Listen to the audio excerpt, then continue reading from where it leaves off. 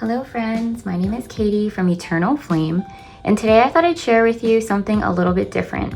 I've mentioned before in some of my previous videos that my husband and I actually really love to garden.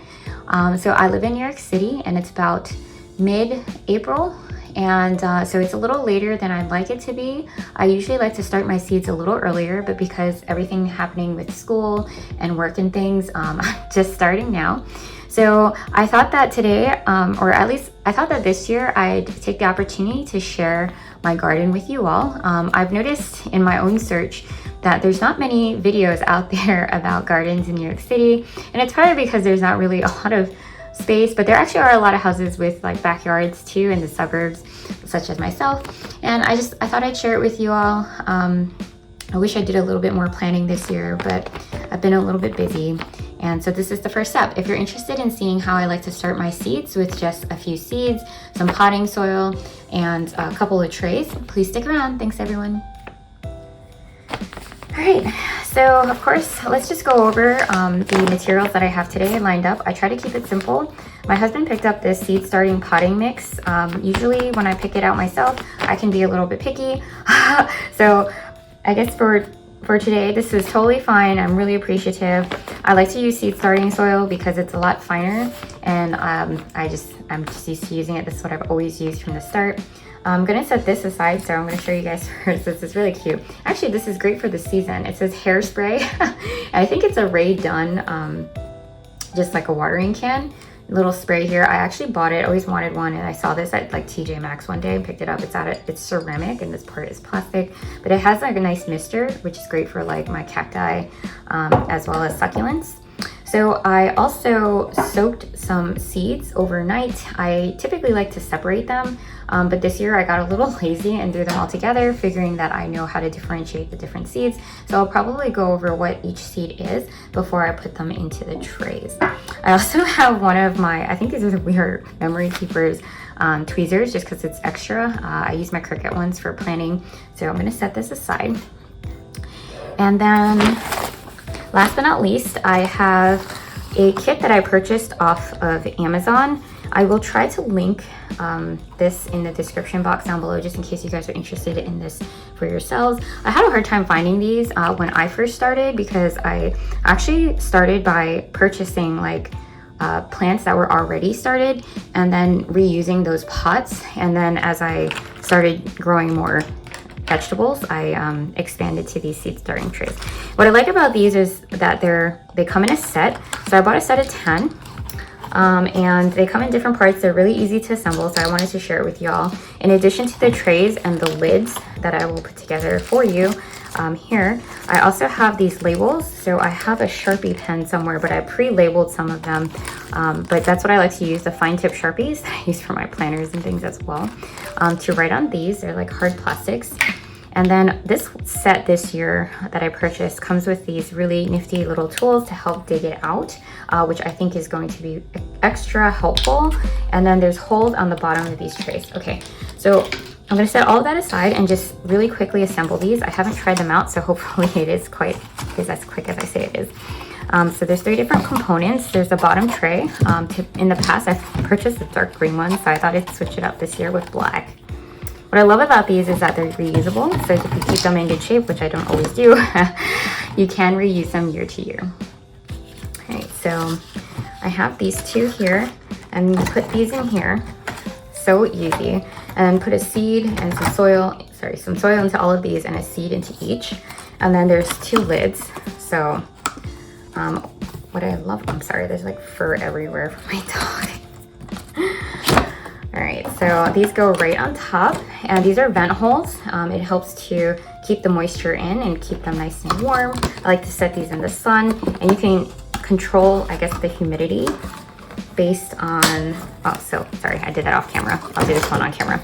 So you just take this hole here, and this one looks a little thicker than the last one, so I was just checking, and you just pair it up, just push it until it clicks, and that's it. And then you can turn it and align the holes to allow for more airflow, and then close it up. What I like about this is that if I start these indoors, which is probably what I'm gonna do, just so that it doesn't get taken by the frost, Then eventually you want to take your seedlings outside and allow them to harden off, where you can spend a few hours in the day, just take the lids off and let them be exposed to the light breeze and things.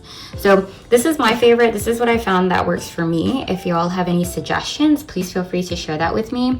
Right now, because my garden is rather small, it's an urban garden, I've been trying to make sure that I stagger when I plant things, so that my husband and I, for example, have lettuce and salads throughout most of the season and not just early on in the beginning. So that's been helpful, being able to just use 10 of these hopefully this year. But yeah, so it has 3 rows and then 3 by 4 rows. So let's go ahead and get started.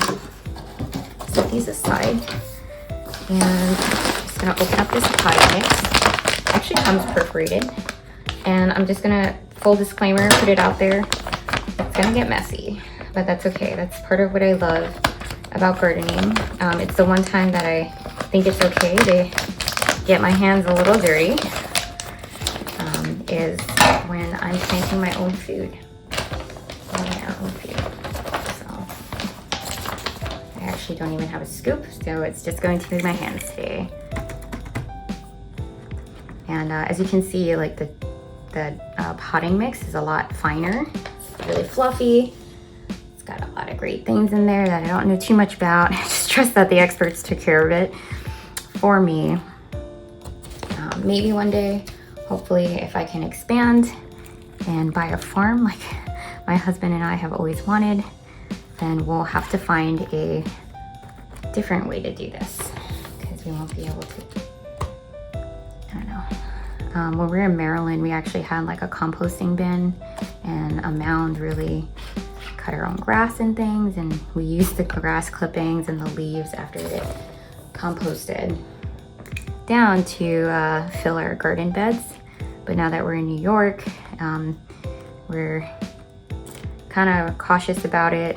Don't want to aggravate any of our neighbors because we're so close together. We used to have like this compost pickup. Used composting bags in New York City, and then they did away with it during COVID and actually never brought it back. So I'm not too happy about. I was thinking about buying one of those like turning drums, the elevated drums, just to take it off the ground. So don't want any raccoons getting into it. But if you do it properly, I would think it doesn't attract the coons, but I'm not really sure. But I actually didn't know anything about composting growing up or gardening.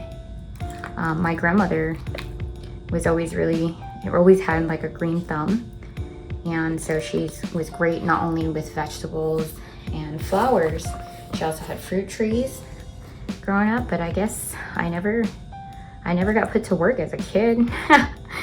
So I really didn't discover it until we moved to Maryland and got our house. And like I said, I might not have mentioned this. I started with just a couple planter boxes on my balcony when I lived in a 1-bedroom apartment outside Baltimore. And then it kind of just blossomed from there. I don't actually think I ate any of the vegetables that came from it. I started with like green beans. And yeah, my husband moved in and bought a house. And then the rest was history. We've transformed our tiny lot in New York City to be our little garden oasis. Last year, my husband built me a herb garden, which was so exciting. He was actually so excited, took such good care of it. So beautiful. We repurposed some of our granite stones that they dug up when we redid our driveway. So found ways to reuse it. All right, so that took some time. All right, so I'll probably speed through some of this, but I just wanted to get started. So right here, I just have some chopsticks that I got from like the Chinese takeout place last time I was there. And just out of habit, I'm just cleaning up the ends. And what I like to use these for is to kind of just dig a hole in the center of each one to prep for dropping a seed in there. Very simply doing that. So I'm gonna do this in waves. I soaked my seeds, just a few today, and then I'm gonna go back and do some tomatoes, probably midweek this week. Tomatoes are pretty popular. I like to start as many as I can. I have a problem. You're supposed to thin out your plants, and I don't like to kill anything, so what I like to do instead is to separate my seeds or find a way to, and I actually offer them up at work and to my friends. And tomatoes seem to be the most popular, so I never fret about that. My brother is great at saving tomato seeds too, so we have plenty of those. All right, so let's get started. I love pickles, or I love cucumbers, right? I love them fresh, but I also love them as pickles. And so all of these seeds here, let's see if I can show you all. All of these guys are cucumber seeds, and you can see they've already started to sprout, just being, soaking overnight. So I'm gonna pop them out, and I'm going to just put them all in one tray. I'm trying to sort through here and pick the ones that are kind of the most sprouted, just to give them like a nice, I'm trying to put them in the right direction, but to be honest, I'm not really doing a good job. Put that little root down and just go in there. Oh, I think I lost track of where I dropped the last one. This is gonna be fun to watch over again when I'm editing. So it's really as simple as this. I do add some more soil on top to close up that hole. And I'm just gonna spray her down, and then we're gonna be done here. Oop. Let that one get away from me. Oh, and you know what? If I forget, I could always put another one in the hole and thin it out later. I probably will not. I'm just gonna drop one in there. I have so many. So actually these cucumber seeds, they are ones that I harvested from last year's. They're Boston pickling cucumbers. I love them because they're really tiny. They're great in salads, fresh, and they're also great for pickling, which I love to do as well. And I love to share them with my family and my friends. So hopefully I get a bunch. And the only troublesome thing about, or troublesome for me, is that these are vining plants, so I need trellises, and I'm having a really hard time finding ones that will last. I would love to get cattle panels, but I don't have a truck, and they're like 16 feet long. So if you guys have any suggestions for trellises that you found that work for you. In Maryland, we had these really nice cedar ones, but we brought a couple of them and then left the rest for the new owners with our cedar boxes that we built. And yeah, so if you guys have any suggestions, please let me know. So these are all cucumbers. As I mentioned, I went ahead and I used my Sharpie, my fine Sharpie, to write what they are. What I'm gonna do is just stick that kind of like right here on the end, or actually maybe right here. You know, I'll wait until later. And over here, we're gonna go in and drop some seeds. So let's see if I can remember what's what. You know, actually, this is really interesting. I can't differentiate between the different bush beans that I planted or that I soaked. So, that's a fail. Okay. So I think that is the bush bean provider. The seeds are slightly smaller to, you know what, I don't care. Oops, I think I put one in there already. 3, 4, and you know what? I have an extra one, so I probably will just drop it in anyway. And then we could thin it out later. Put that in there. These actually haven't sprouted yet.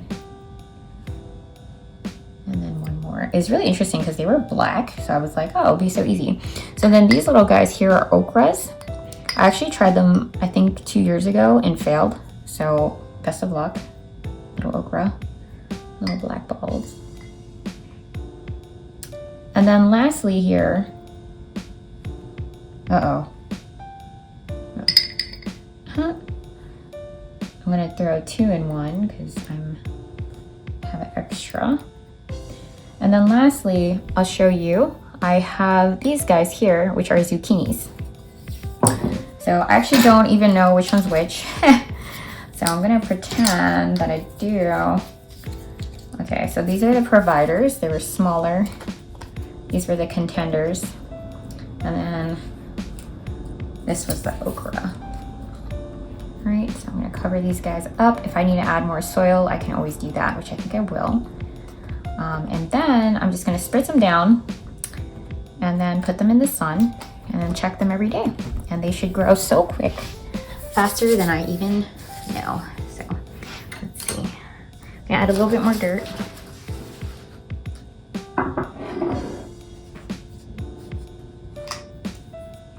It's very fluffy. It's going to really come down a bit. This is really hard. I don't want to put that in there because it's actually gonna probably stop my seeds from growing, which is not great. Don't want that. Pack it in there. And then I'll probably film a separate video if you guys are interested in how to direct sow. So I kind of just scatter some seeds I'm planning on scattering seeds for my carrots, as well as some green onions, scallions, sorry, and chives in my raised garden bed. That's where I like to put them. I also like to put some of my sweet peas in there, but I ran out of seeds, so those will probably be something that I pick up next. And I also love herbs, and as mentioned before, and flowers. So if you're interested in seeing that and you're not subscribed already, make sure you subscribe so you're notified when that comes out. Thank you so much for taking the time. I really, really appreciate it. If you like this video, please let me know by giving it a thumbs up. And until next time, bye everyone.